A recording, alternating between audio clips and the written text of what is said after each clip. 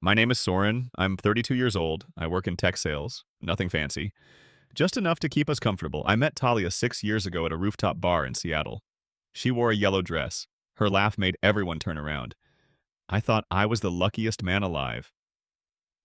We got married 3 years later. Small wedding. Her parents, my mom, a few close friends. She cried during the vows. So did I. Our life was simple. Coffee together every morning, Friday night takeout on the couch, Sunday hikes when the weather was good. She'd hold my hand and tell me stories about her week. I loved her voice, the way she'd tilt her head when she listened, the little notes she'd leave in my lunch bag. Everything felt right. But then, small things started to change. She stopped leaving notes, started checking her phone more. Her laugh didn't sound the same anymore. I told myself it was work stress.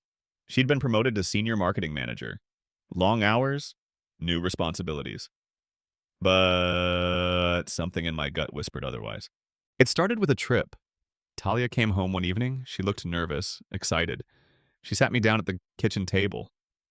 Babe, I need to tell you something. My heart jumped. Was she pregnant? Was something wrong? My company is sending me to a wellness retreat. 2 days, next month, team building thing.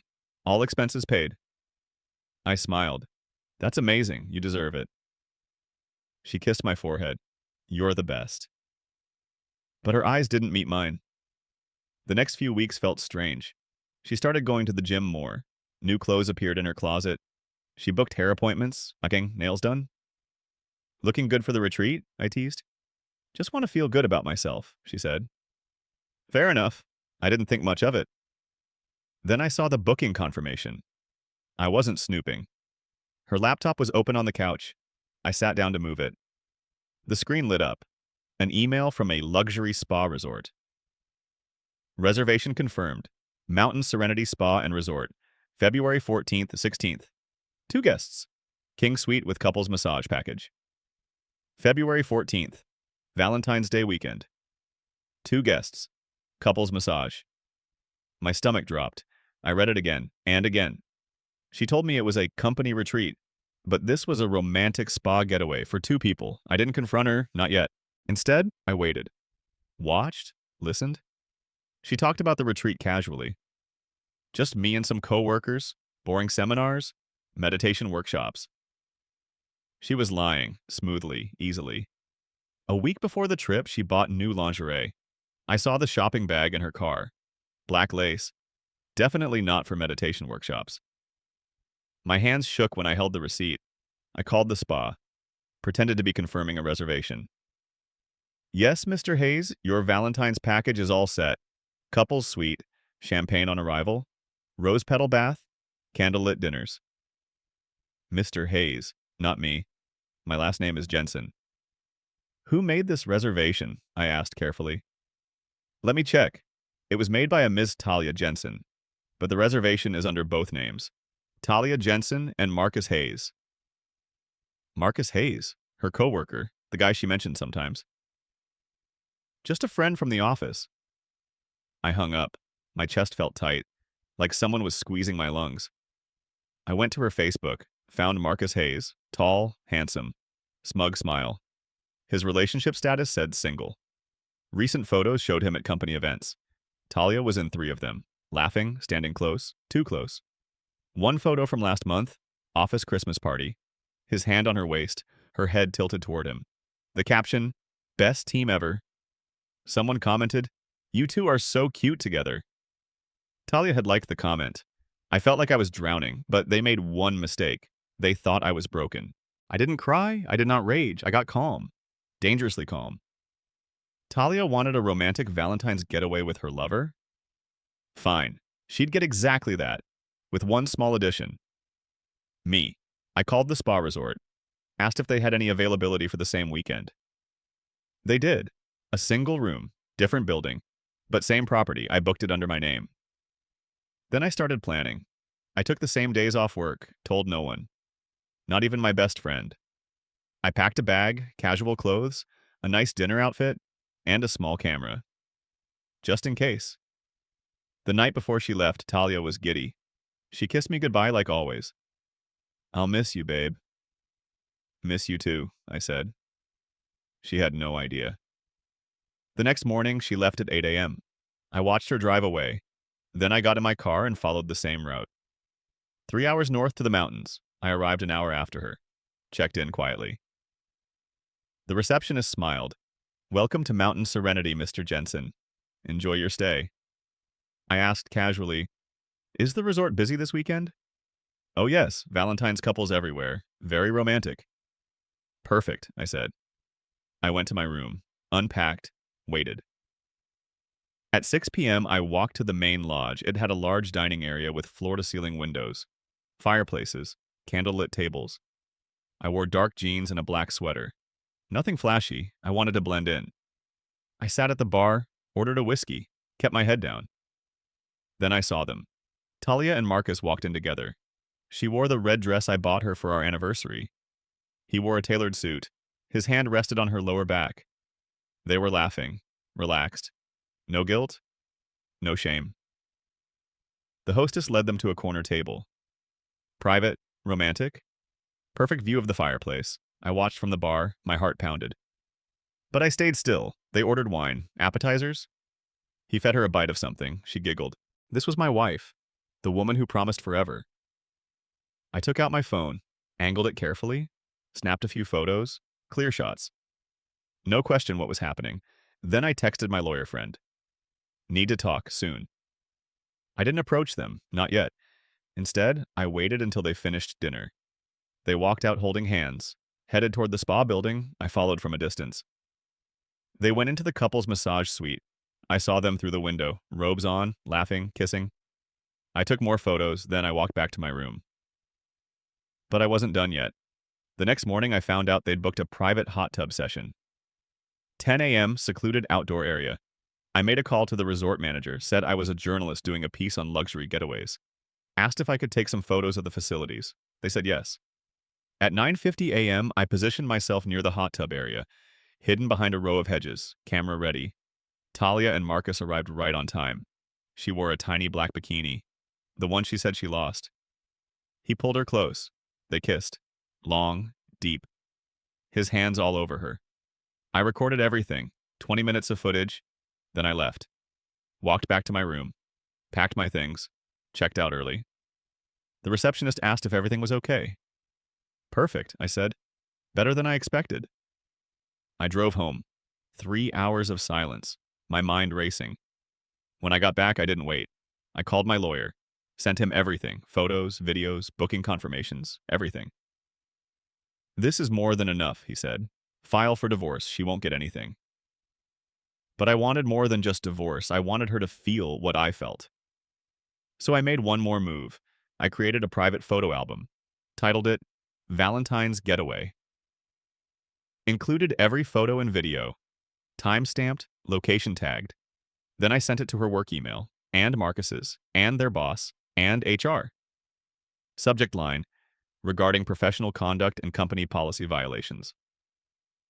The company had strict rules about workplace relationships, especially between managers and subordinates. Marcus was her direct supervisor. I also printed copies, mailed one to Marcus's ex-wife. He'd been divorced 2 years. She deserved to know why. And I sent one to Talia's parents. With a note. I'm sorry you have to see this, but I thought you should know who your daughter really is.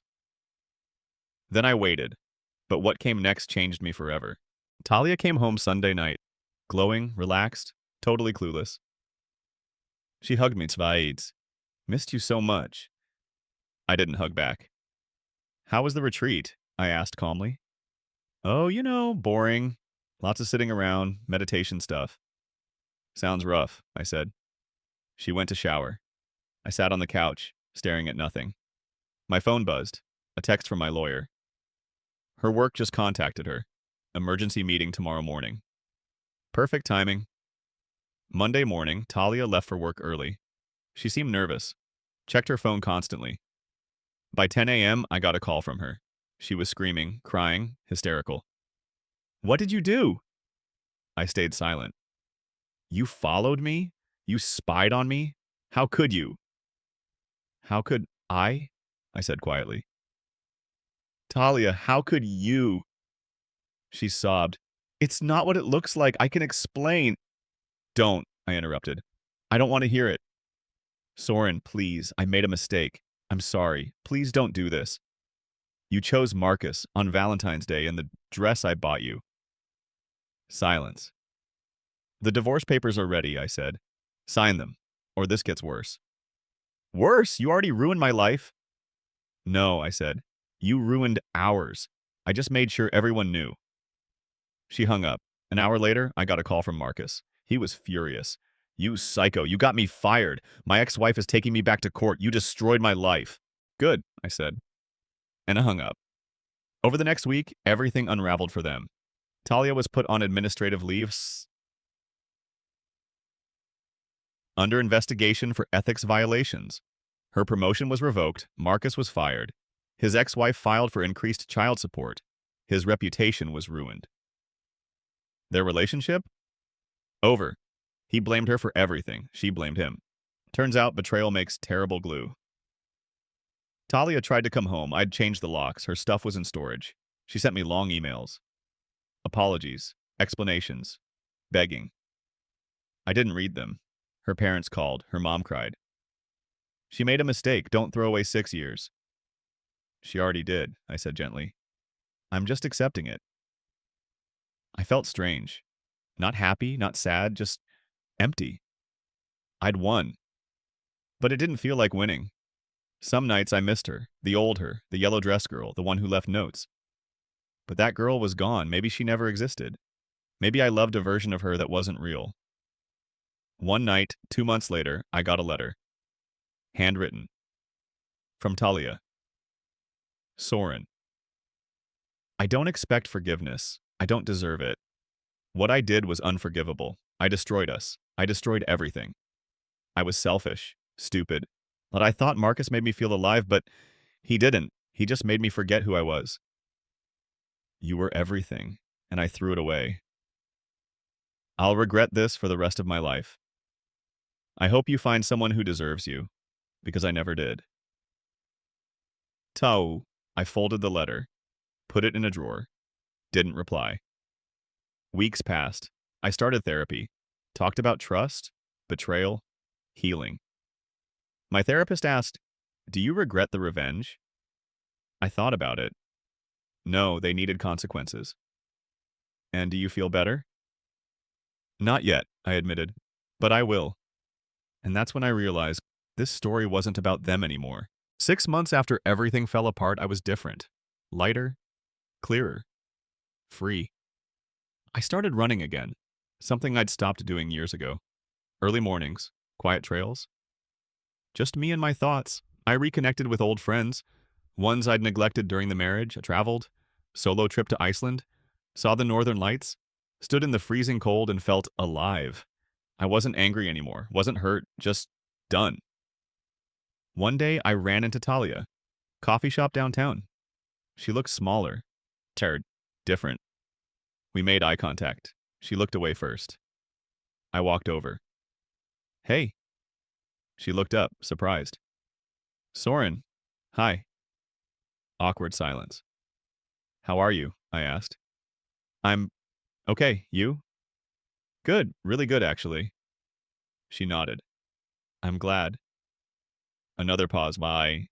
I'm sorry, she said quietly. For everything. I looked at her, really looked. No anger, no pain, just acceptance. I know, I said. I forgive you. Her eyes filled with tears. Really? Yeah, not for you, for me. Holding on to it doesn't help. She wiped her eyes. Thank you. I nodded. Take care, Talia. I walked away, didn't look back, and that was it. The end of us. The beginning of me. Betrayal broke me. Revenge gave me justice, but forgiveness gave me freedom. I learned something important. Love isn't about holding on. It's about knowing when to let go. She wasn't my person. Maybe she never was, and that's okay.